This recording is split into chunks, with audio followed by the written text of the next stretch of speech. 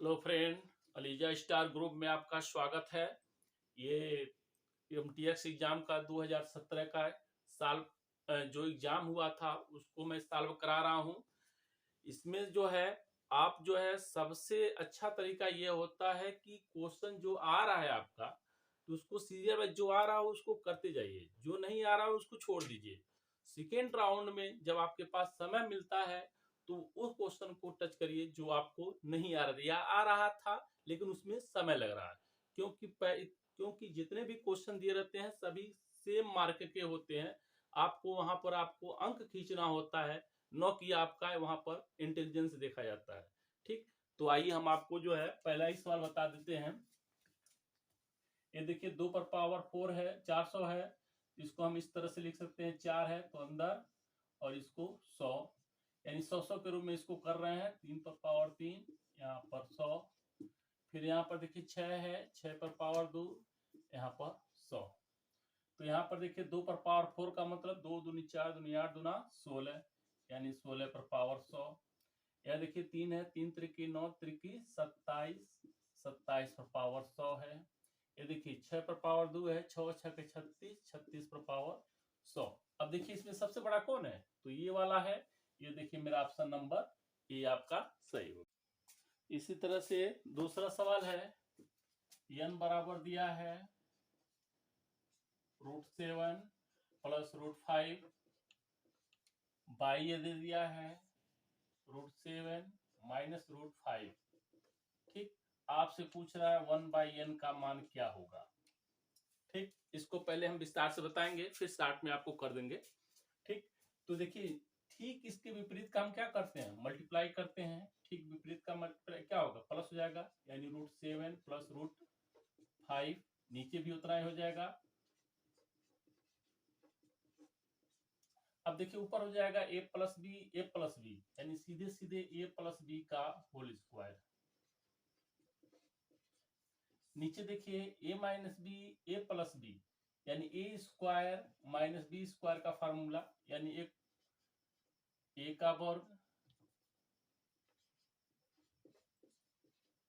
Minus B का वर्ग।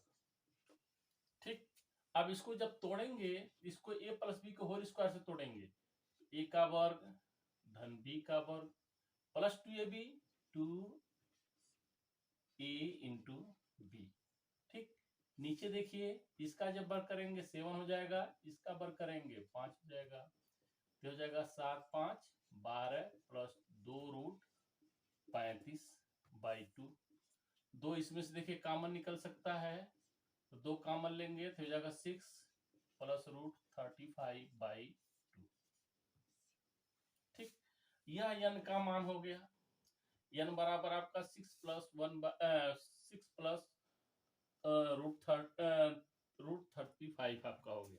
ठीक, अब देखिए हमको अभी 1/n निकालना है, तो सीधे जो है हम इसके क्या करेंगे, उल्टा कर लेंगे। और जैसे उल्टा करेंगे तो हो जाएगा 6 माइनस √35। ठीक, एक तो आपका ये है तरीका है।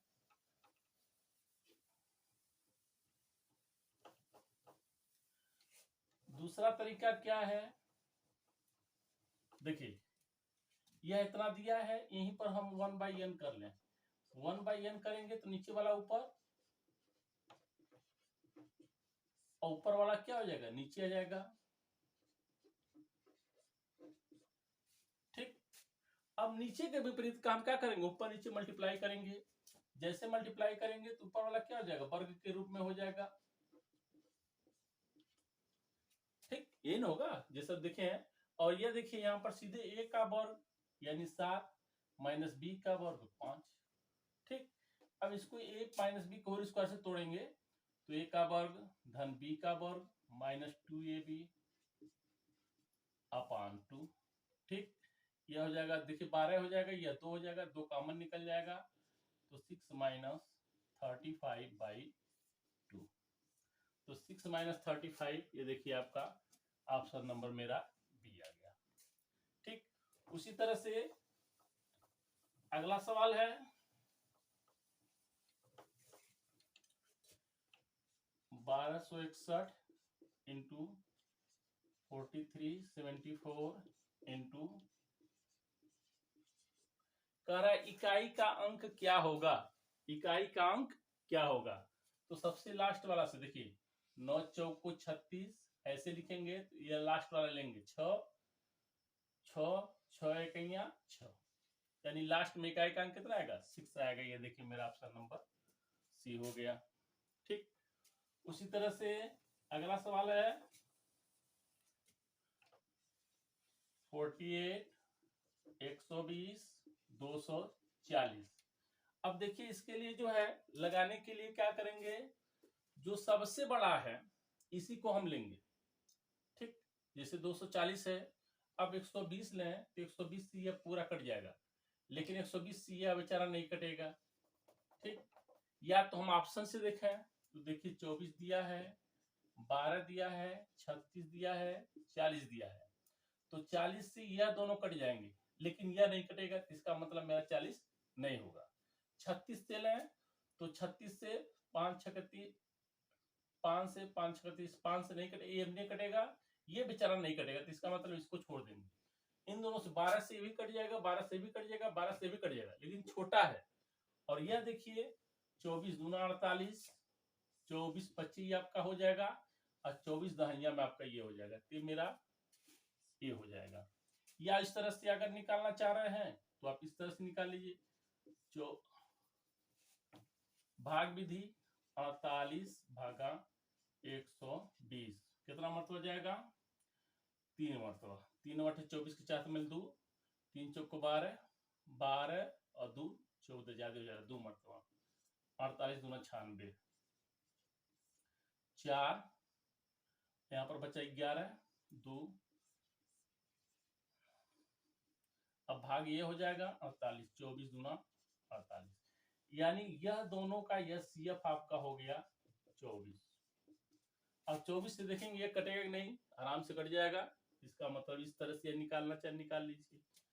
ठीक, या ऑप्शन से निकाल लीजिए, आपकी जैसी इच्छा। इसी तरह से अगला सवाल दिया है 2 पर पावर माइनस 1 पर पावर 4 पर पावर 2 माइनस 3 पर पावर 2 प्लस 6 पर पावर 2 माइनस 5 पर पावर 2। ठीक, कह रहा है इसका मान जो है क्या होगा।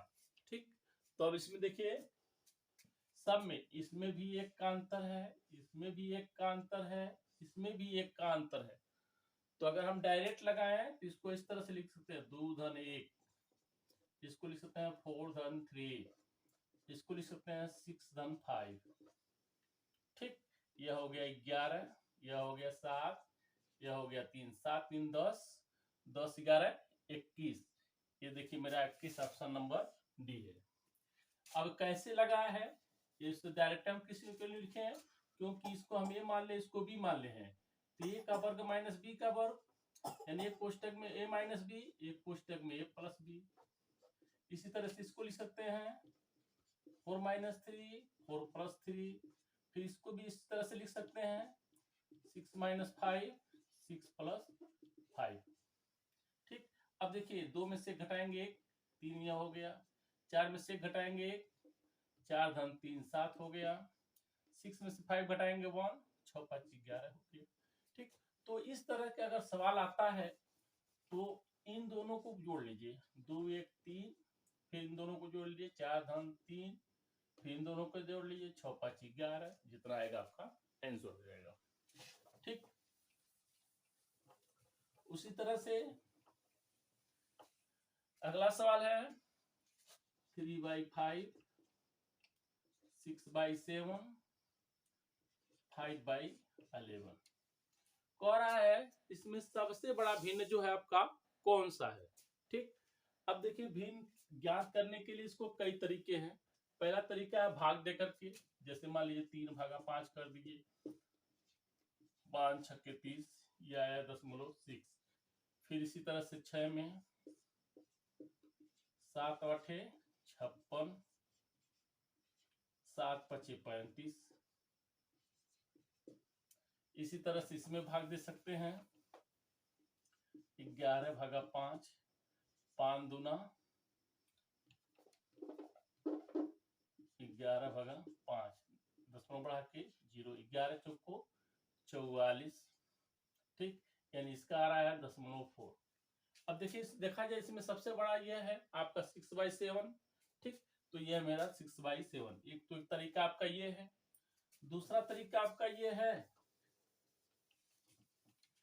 कि 11, 77 और 5 का आप जो है एलसीएम ले लेंगे, ठीक, या इन तीनों का जो है आपस में गुणा कर लीजिए। तो गुणा करेंगे 11 7 77, 77 में 5 का गुणा कर लेंगे, 5 7 35, 3, 5 7 35, 35 और 3 38, यानी 385 इसका हो जाएगा हर, 385 इसका हो जाएगा हर, 385 इसका हो जाएगा हर, ठीक, यानी तीनों का आपस में, यानी इसका इसका इसका आपस में गुणा करके जो है तीनों की जगह पर आप लिख देंगे, ठीक। अब इसको छोड़ देंगे, 11 7 77 गुणे 3, अब 6 को आप छोड़ देंगे, ठीक। अब यहाँ पर देखिए 11 5 55 गुणे 6, ठीक। अब देखिए यहाँ पर जो है आप 11 को छोड़ देंगे, 5 7 35 गुणे 5, ठीक। अब ये देखिए 7 3 21 के खत्म आइल 2, 7 3 21 2 23, 6 5 30 खत्म आइल 3, 6 5 30 3 33, 5 5 25 के 5 खत्म आइल 2, 5 3 15 2 17। कौन सबसे बड़ा है? जिसका अंश सबसे बड़ा होगा वही जो है आपका सबसे बड़ा होगा। तो आपका ए, ठीक, 6/7। तो देखिए 6/7 आपका आया है, ठीक। इसी तरह से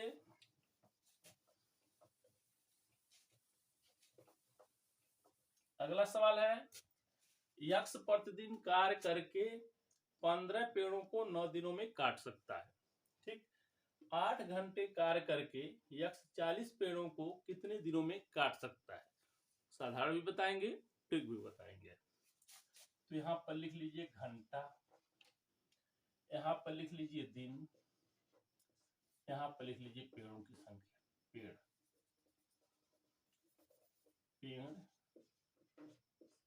यहाँ लिख लीजिए दिन, ठीक। 5 घंटा पर डे मेहनत करके जो है 15 पेड़ों को कितने दिनों में? 9 दिनों में काट सकता है, ठीक। 8 घंटे कार्य करके 40 पेड़ों को कितने दिनों में काटेगा? तो हम मान लिए x दिनों में काट लेगा। तो जिधर x है उधर तो एकदम आसानी से लगा लेंगे। अब उसके बाद इसको मूल लीजिए, जब 15 पेड़ थे तो 9 दिन लगा, 40 पेड़ रहेंगे तो अधिक दिन लगेगा कम दिन लगेगा? अधिक दिन लगेगा। देखेंगे दोनों में अधिक कौन है, तो अधिक की तरफ लगा लेंगे, फिर इसको मूल लेंगे। जब 5 घंटे प्रतिदिन मेहनत कर रहे हैं तो 9 दिन लगेगा, ठीक। जब 8 घंटा प्रतिदिन काम करेंगे कम दिन लगेगा, तो देखेंगे इन दोनों में कम कौन है, तो कम की तरफ जो है लगा लेंगे। अब जिसके तरफ ये सिर है उसको हम ऊपर रखते हैं, गुणे, देखिए 40 ऊपर है बटे 15, यह बराबर x बटे 9, यानी जिसके तरफ ये तीर का निशान है वो ऊपर होगा, जिसके तरफ ये पूंछ का निशान है वो नीचे होगा, ठीक। यहाँ पर देखिए 8 5 40, 5 3 15, यानी 5/3 बराबर x/9। 9 का इधर मल्टीप्लाई कर लेंगे, या यही काटना चाहे 3 का 3, 3 3 का 9, 3 5 15 दिन, ठीक। ये देखिए मेरा ऑप्शन नंबर 15 दिन आ गया, ठीक। एक तरीका आपका ये होता है, ठीक। दूसरा तरीका आपका होता है,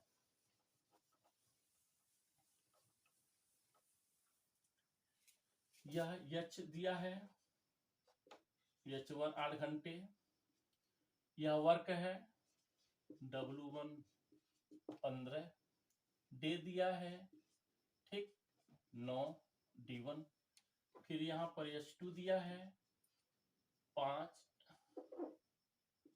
ये था 8, यहाँ पर W2 पता नहीं है, लेकिन D1 जो है W2 40 है और D2 जो है आपको पता नहीं है। ठीक, तो H1 और D1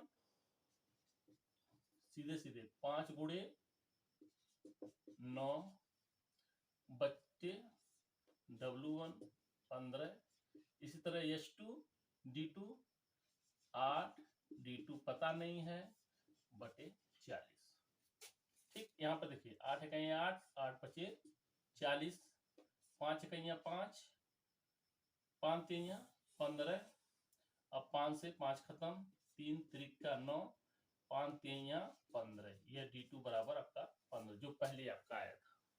ठीक, तो चाहे इस तरह से लगाइए चाहे उस तरह से लगाइए। उसी तरह से अगला सवाल है, x तथा y किसी कार्य को 10 दिनों में पूरा कर सकते हैं, यानी x और y किसी कार्य को 10 दिन में पूरा कर सकते हैं। y तथा z 12 दिन में, y और z मिल करके 12 दिनों में, x तथा z तथा x z और x 15 दिनों में पूरा कर सकते हैं। तो कह रहा है क्रमशः x, y तथा z के कार्य क्षमताओं का अनुपात, यानी उनके अंदर कितनी कार्य क्षमता है उसका अनुपात आप जो है ज्ञात करेंगे। ठीक, तब देखिए 2x हो गए, 2y हो गए, 2z हो गए, यानी x का भी 2 दिन का काम है, y का भी 2 दिन का काम है और z का भी 2 दिन का काम है। ठीक, यहाँ पर देखिए x तथा y का 1 दिन का काम,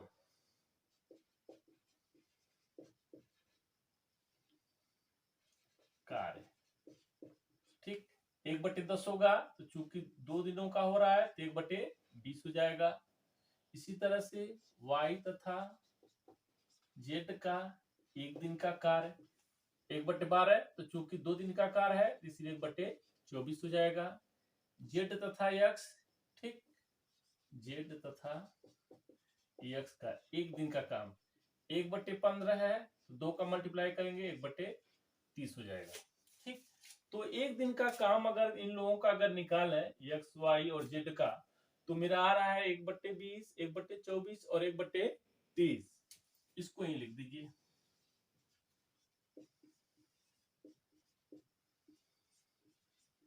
ठीक, अब देखिए 20, 24 और 30 का आप लॉसो ले लेंगे। क्या ले लेंगे? लॉसो ले लेंगे। तो लॉसो देखिए कितना, जो सबसे बड़ा है 30 देखिए सबसे बड़ा है, तो 30 से देखिए नहीं कटेगा, 60 देखिए 60 से ये कट जाएगा, इसका भी कटेगा लेकिन ये नहीं कटेगा, तो 30 तिहाइयाँ 90, यह कट जाएगा लेकिन इससे नहीं कटेगा। 30 चौका 120, देखिए इससे ये कट जाएगा, इससे ये कट जाएगा और 24 से ये भी कट जाएगा 5 मरतबा।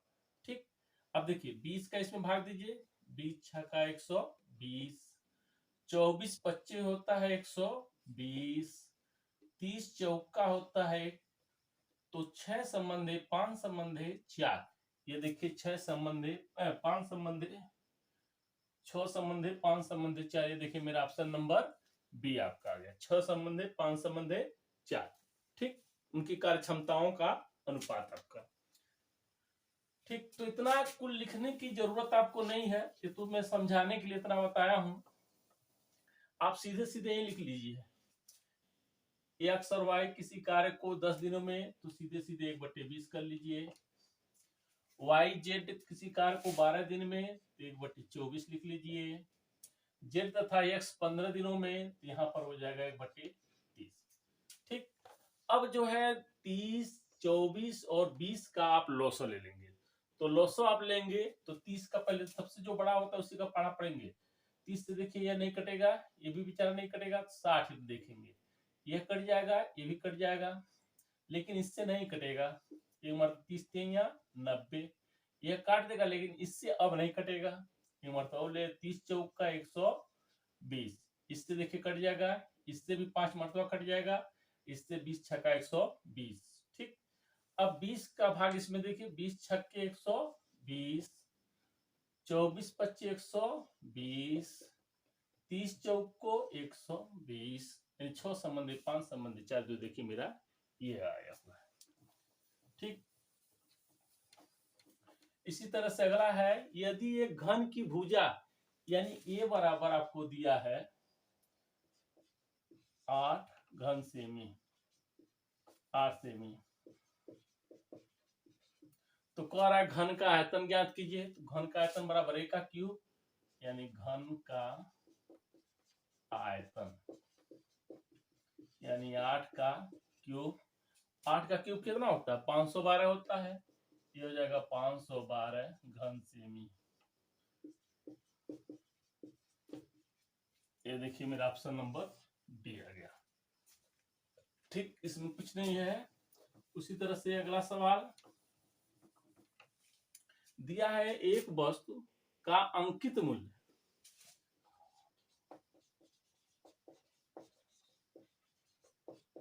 7500 रुपया है, उसको 12% छूट पर खरीदा जाता है। 12% छूट पर खरीद लीजिए। 12% की छूट पर विक्रय मूल्य यानी एसपी जिस पर वो खरीदता है 7500, 12% का छूट है, यानी यहाँ पर आप 100 माइनस 12 करेंगे, ठीक, बटे 100, तो ये हो जाएगा 7500, इसमें घटाएंगे 88 आ जाएगा, 88 बटे 100, ठीक। इससे ये खत्म हो गए, यानी इसकी लागत हो गई 75 गुणे 88। इतना में बेचारा जो वो खरीद के लाया, फिर उसके बाद कह रहा है 250 रुपया उसकी मरम्मत पर व्यय हो गया, ठीक। अब 75 का 250 में मल्टीप्लाई कर लीजिए, यानी 75 गुणे 88, 8 पे 40 में 4, 8 56, 56 4 60, 8 पे 40 में 4, 8 7 56, 56 4 60, यानी 6600 रुपया जो है ये हो गया, और 250 रुपया उसकी मरम्मत का हो गया, तो 250 रुपये इसमें जोड़ लेंगे, यानी 6850 रुपया में उसका कुल जो है लागत आके बैठ गया, ठीक।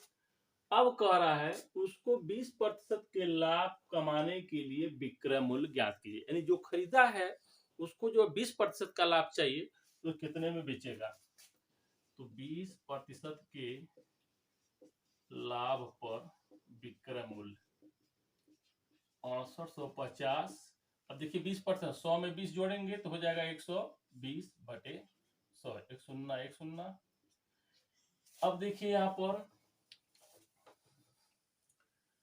685 गुणे 12, 2 25 10 मैले, 2 8 16 17 7 मैले, 2 6 12 13, 1 5 5, 1 8 8, 1 6 6, 0 7 12 2 मैले, 8 3 11, 12 2 मैले, 7 1 8, 82 20, ठीक। ये देखिए मेरा ऑप्शन नंबर सी आ गया, ठीक। इसमें कुछ नहीं था, केवल जो है 7500 का 12% का जो छूट है, तो 100 में से 12 घटाएंगे, 100 से काट देंगे तो आपका आ जाएगा 75 × 88, मल्टीप्लाई करेंगे 6600, फिर उसके बाद 250 रुपये लगा कर उसका मरम्मत कराया, तो 250 रुपये चूंकि उसका लागत हो गया तो उसको भी इसमें जोड़ देंगे तो हो जाएगा 6850, ठीक। अब उसको 20% के लाभ पर बेचना है, तो 20% के लाभ पर 6850 गुणे 100 में 20 जोड़ लेंगे 120 बटे 100 काट देंगे, 685 × 12 आ जाएगा, गुणा करेंगे आपका 8220 आपका आ जाएगा। ये आपका जो मेरा ऑप्शन नंबर सी था।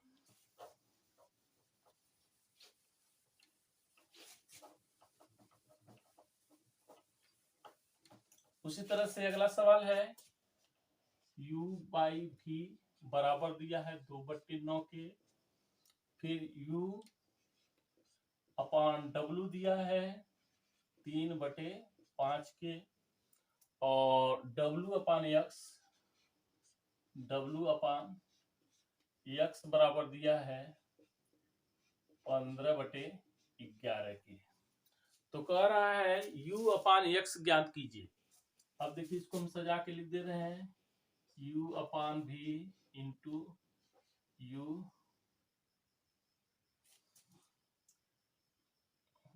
है, v/w इंटू W/x, इसका मान 2/9, इसका मान 3/5, इसका मान 15/11। अब देखिए W से W कट जाएगा, V से V कट जाएगा, बचा का U/x जो पूछा है। ठीक, अब यहाँ पर काट दीजिए, 3 का 3, 3 त्रिक का 9, 5 का 5, 5 3 15, 3 दूना 6, 11 तिहाई 33, 3 से ये भी कट जाएगा, यानी 2/11 आपका हो जाएगा, 2/11। ये देखिए मेरा ऑप्शन नंबर सी आ गया। ठीक, उसी तरह से अगला सवाल है 52 रुपया प्रति लीटर तथा 65 रुपया प्रति लीटर वाली द्रव्य को किस अनुपात में मिलाया जाए कि 60 रुपया प्रति लीटर वाला मिश्रण मेरा प्राप्त हो जाए। यानी दो प्रकार के द्रव्य हैं। पहला द्रव्य जो है 52 रुपया प्रति लीटर है, दूसरा द्रव्य जो है 65 रुपया प्रति लीटर है। तो कह रहा हूं उन दोनों को किस अनुपात में मिलाया जाए ताकि वह 60 रुपया वाला मिश्रण मेरा तैयार हो जाए। 52 वाले को हम मान लीजिए 1 लीटर मिलाए, ठीक, 65 वाले का मान लीजिए हम y लीटर मिला लिए, ठीक, और इन दोनों से हम चाह रहे हैं 60 रुपया प्रति लीटर मेरा तैयार हो जाए। ठीक, तब देखिए 52x 65y, इसका इसमें मल्टीप्लाई करेंगे, 60x इसका इसमें 60y, x वाला एक तरफ कर लीजिए, y वाला एक तरफ कर लीजिए, इसको इधर लाएंगे तो 65 में से 60 घटा लेंगे, इसको उधर ले जाएंगे, -52x हो जाएगा।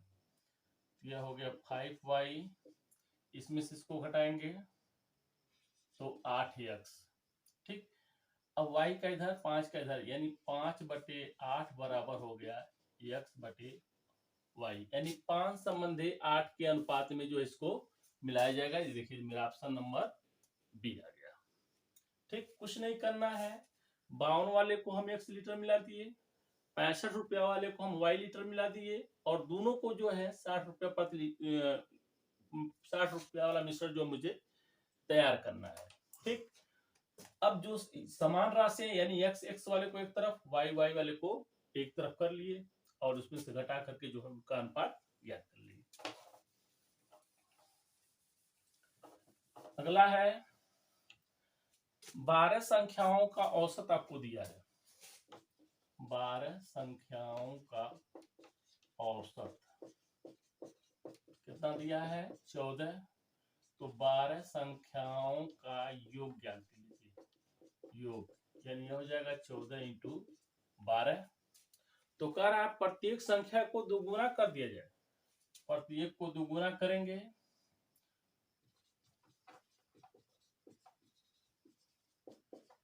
दोगुना करने पर इसमें 2 का भी गुणा कर लीजिए, 2 × 14 × 12। तो क्या होता है सभी संख्याओं का योग, तो सभी संख्याओं का योग कितना हो जाएगा? 14 × 12 × 2 बटे कुल संख्या। कुल कितनी संख्या है? 12। 12 से 12 14 दूनी 28। यह देखिए मेरा ऑप्शन नंबर किया गया। यहाँ पर कुछ नहीं करना है, 12 संख्याओं का औसत दिया है। ठीक, तो आप उसमें जो है केवल 2 का मल्टीप्लाई कर देंगे, क्योंकि प्रत्येक संख्या को कर वो दुगुना कर दे, तो कुछ करना नहीं है, इसमें जो है 2 का गुणा कर देंगे, आपका आंसर आ जाएगा। उसी तरह से अगला सवाल है, यदि किसी घन की भुजा 15% की वृद्धि कर दी जाए तो उस घन का आयतन में कितने प्रतिशत की वृद्धि होती है? यानी कोई घन है जिसकी प्रत्येक भुजा जो है में 15% की वृद्धि कर दिया जाए तो उसके आयतन में कितने प्रतिशत की वृद्धि होगी? तो देखिए इसके लिए एक ट्रिक है, 15 धन 15 धन 15 प्लस x × y यानी 15 × 15 प्लस y × z यानी 15 × 15 प्लस इसका इसमें यानी 15 × 15 बटे 100।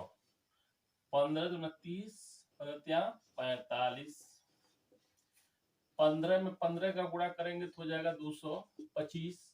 3 बार है, 3 का मल्टीप्लाई कर देंगे, 3 25 15 का मैले, 3 दूनी 6 1 7, 3 दूनी 6, यानी 675 बटे 100 हो जाएगा।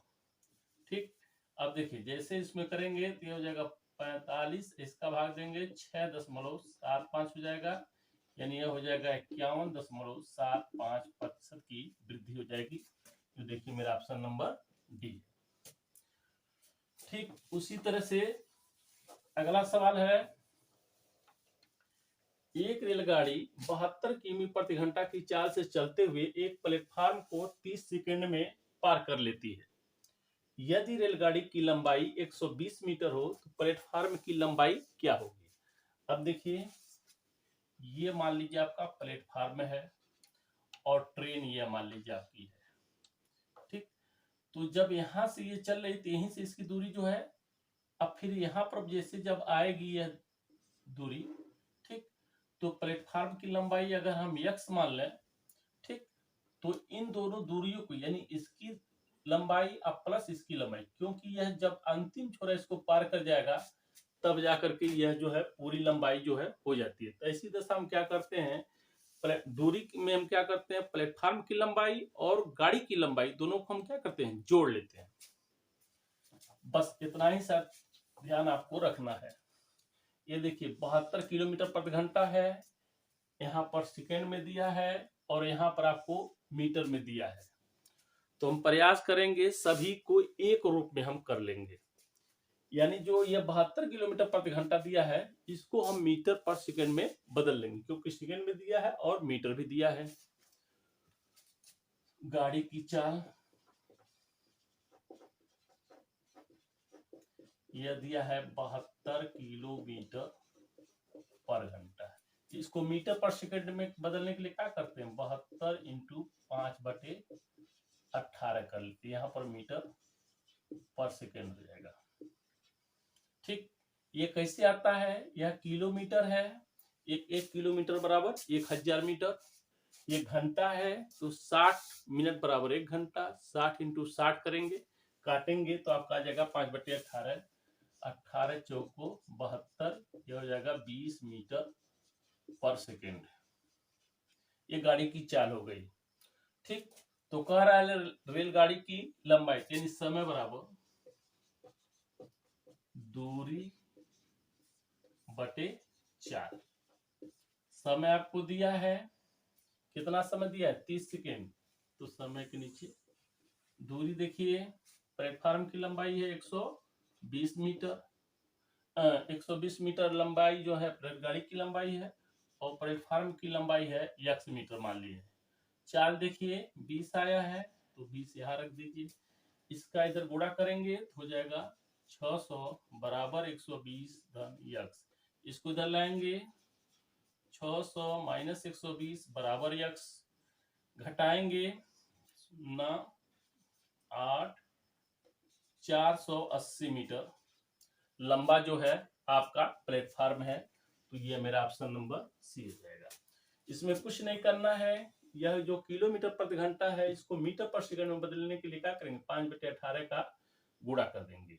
यही मीटर पर सेकंड होता है और किलोमीटर प्रति घंटा में करना है तो ठीक इसके उल्टा यानी 18/5 कर लेंगे।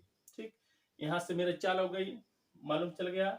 तो फार्मूला होता है समय बराबर दूरी बटे चाल, समय आपको दिया है 30 सेकेंड तो 30, दूरी देखिए 120 मीटर आपको दिया है, रेलगाड़ी की लंबाई प्लेटफार्म की लंबाई मुझे मालूम नहीं है तो वहां पर हम x मान लेंगे और बटे 4 जो आपका 20 निकला है यहाँ रख देंगे, मल्टीप्लाई कर लेंगे और घटा लेंगे, 480 मीटर प्लेटफार्म की लंबाई आ जाएगी। उसी तरह से अगला सवाल है, अब देखिए धारा नाव से संबंधित है। शांत जल का मतलब होता है जैसे मान लीजिए तालाब का पानी जिसमें धारा नहीं मार रहा है तो उसको हम कहते हैं शांत जल, जिसमें जो है किसी तरह का बल नहीं लगता है, बस गाड़ी चले यानी किसी तरह का बल नहीं लगाएंगे, स्थिर रहेगी। लेकिन वही नहर में अगर हम ले आए जिधर धारा मार रही है तो उधर जाएंगे तो उसका नाव का वेग और प्लस धारा का वेग दोनों जोड़ लेंगे तो देखिए शांत जल में नाव की गति 3 किलोमीटर प्रति घंटा है, धारा की गति 1 किलोमीटर है। अब देखिए धारा के दिशा में चल,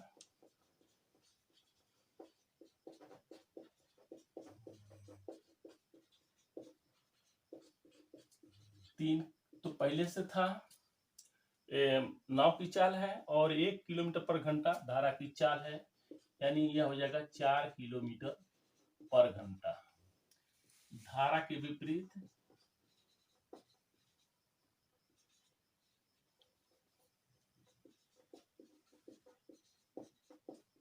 चाल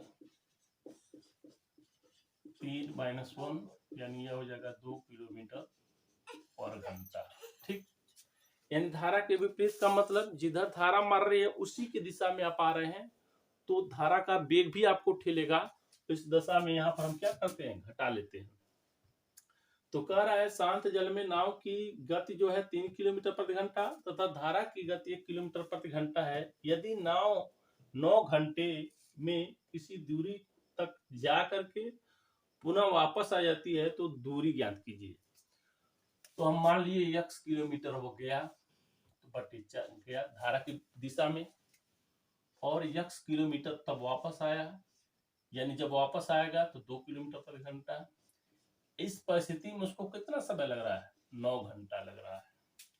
ये देखिए दूरी बटे चाल इक्वल टू क्या होता है, समय होता है। हर समान नहीं, तिरक गुणा 2x 4x अपन 4 दूनी 8 इक्वल टू 9 के, यानी 6x बराबर 8 × 9, यानी x बराबर 8 × 9 अपन 6, 3 दूना 6, 3 त्रिका 9, 2 चौको 8, यानी 12 किलोमीटर तक वो जाता है। ठीक, ये देखिए मेरा ऑप्शन नंबर ए आ गया। 12 किलोमीटर जाता है और 12 किलोमीटर बेचारा वापस आता है।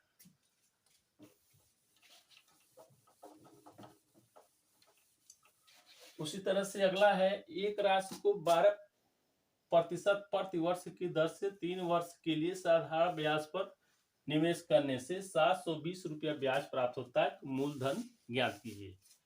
तो देखिए फार्मूला होता है साधारण ब्याज बराबर मूलधन गुणे दर गुणे समय बटे 100। साधारण ब्याज कितना मिला, 720 रुपया। मूलधन ज्ञात करना है, यानी यही मुझे मालूम नहीं है। दर देखिए कितना दिया है, 12% प्रति वर्ष की दर से, यानी 12। समय कितना है, 3 वर्ष, 3 बटे 100। ठीक, अब इसका इधर गुणा कर लीजिए, यानी 720 गुणे 100 बराबर 12 × 3x, यानी x बराबर 720 × 100 बटे 12, 12 छक्के 72, 3 दूना 6, यानी x बराबर 2000 रुपया। ये देखिए मेरा ऑप्शन नंबर डी हो गया। उसी तरह से अगला सवाल है, नीचे दिए गए दंड चित्र में 5 परीक्षाओं में P तथा Q के द्वारा प्राप्त अंकों को दर्शाया गया है। प्रत्येक परीक्षा के लिए अधिकतम अंक जो है 200 का है। यानी यह देखिए यहाँ पर यह P को दर्शा रहा है, यह Q को, यहाँ पर यह P को, यह Q को, यह P को, यह Q को, यह P के, यह Q को, यह P, यह Q।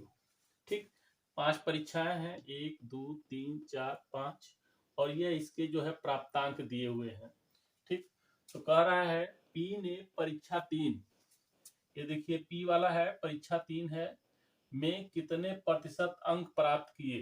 तो देखिए 140 अंक बेचारा प्राप्त किया है, कितने प्रतिशत, गुणांक कितने का है, 200 का है।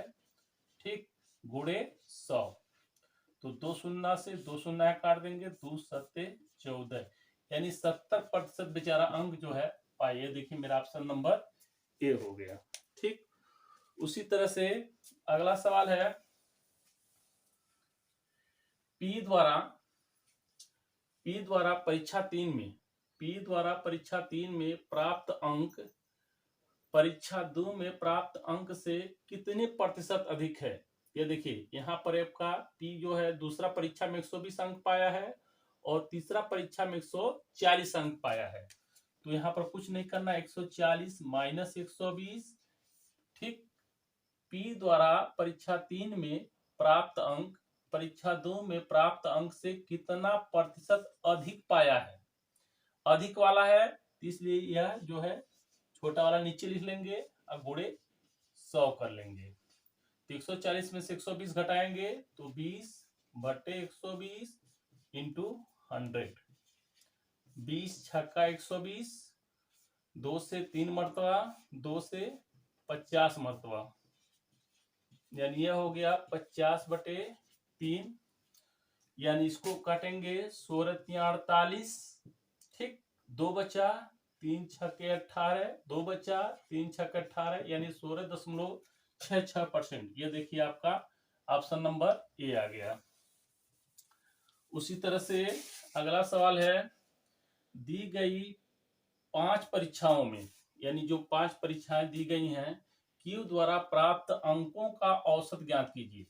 यानी एक में देखिए 115 नंबर पाया है, दूसरा परीक्षा में 170 नंबर पाया है, तीसरा परीक्षा में 110 नंबर पाया है, चौथा परीक्षा में 175 अंक पाया है, पांचवा परीक्षा में 95 अंक पाया है। कुल कितनी परीक्षाएं हैं? 5, यानी 115, 170, 110, 175 और 95। 5 पे 15 पहले 8 9 9 और 7 16 16 9 25 25 1 26 के 86 2 3 4 4 2 6, यानी यह हो गया आपका 665/5, 5 एकैया 5, 1 बचा, 5 तेइया 15, 1 बचा, 5 तेइया 15, यानी 133%, 133 इसका औसत आ जाएगा। देखिए मेरा 133 आ गया। अब उसी तरह से देखिए, दी गई 5 परीक्षाओं में P द्वारा प्राप्त अंक, यानी 5 परीक्षाओं में P द्वारा जो अंक मिल रहा है, तो देखिए P द्वारा 145 अंक पहला में मिला, दूसरा में 120 मिला, तीसरा में 140 मिला, चौथा में 150 मिला और पांचवा में 105 मिला। 10 के साथ में ले 4 2 6 4 10 5 15 16 के साथ में ले 3 2 5 5 1 6 660 अंक ये पाया P द्वारा। दी गई 5 परीक्षाओं में P द्वारा कुल अंक Q द्वारा कुल अंक से कितना प्रतिशत कम है। देखिए इतना P पा रहा है और इतना आपका Q पा रहा है, तो अंतर देखिए 665 माइनस 660, फिर कह रहा है कितना अधिक पा रहा है, कितना प्रतिशत अधिक पा रहा है, कितना प्रतिशत कम पा रहा है, तो कम कर रहा है बटे 665 इंटू 100, ठीक। अब इसमें से इसको घटा देंगे तो यह हो जाएगा 5/665 इंटू 100। 5 से 5 गए 5, 5 तेइया 15, 5 तेइया 15, 100/33। दी गई 5 परीक्षाओं में P द्वारा प्राप्त कुल अंक Q द्वारा प्राप्त कुल अंक से कितना कम है, कम का खाली पूछ रहा है। तो देखिए P द्वारा प्राप्त अंक, Q द्वारा प्राप्त अंक 665 है, P द्वारा प्राप्त अंक 660 है, घटाएंगे तो 5 अंक प्रतिशत कम है, यह आपका 5 हो गया। इस तरह के सवाल जो है एसएससी में 4-5 क्वेश्चन जो है आते हैं, कभी वृत्त पर आते हैं, कभी डंडा रेख पर आते हैं, तो यह जो है बहुत आसान होते हैं, जो आपको सभी सही होते हैं।